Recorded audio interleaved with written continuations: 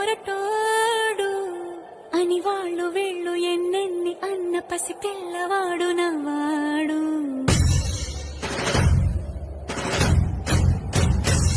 విడుముండోడు అని ఊరు వాడ అనుకున్న గాని మహారాజు నాకు నవ్వాడు.